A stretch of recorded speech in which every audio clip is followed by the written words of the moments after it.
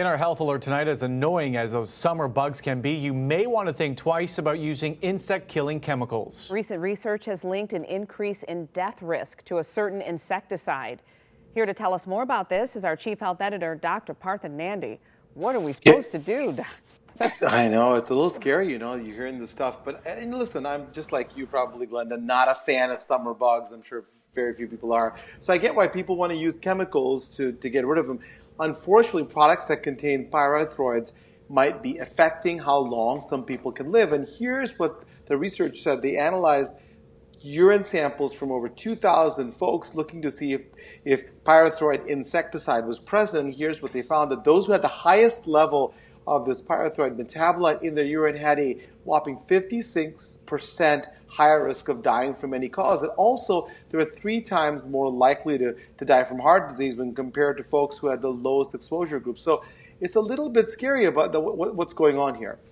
Yeah, Doc, I've never even heard of pyrethroid before. Can you explain exactly what it is and what products it might be in? So, yeah, Alan, you're with the 99% of the people listening and watching. They have never heard of this. So they're a group of man-made pesticides, and they're considered to be of low toxicity to humans, and they supposedly do not accumulate in our body tissues.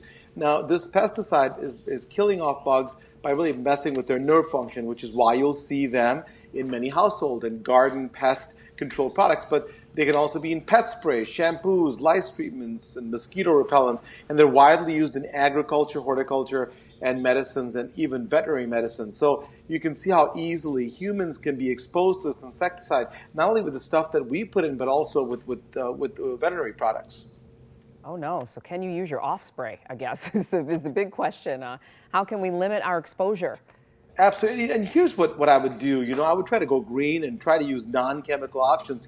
Callie and I, we've been successful using the pheromone traps. I don't know if you've ever seen those. You can try fly swatters, jar traps.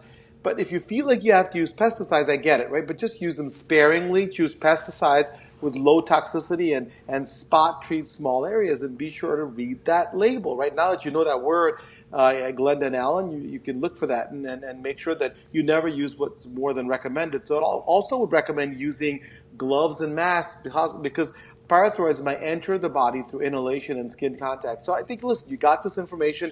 Use common sense. Don't use more than you have to, and try to use go green as much as possible. We've been successful in our house doing that. So I think everybody could do the same.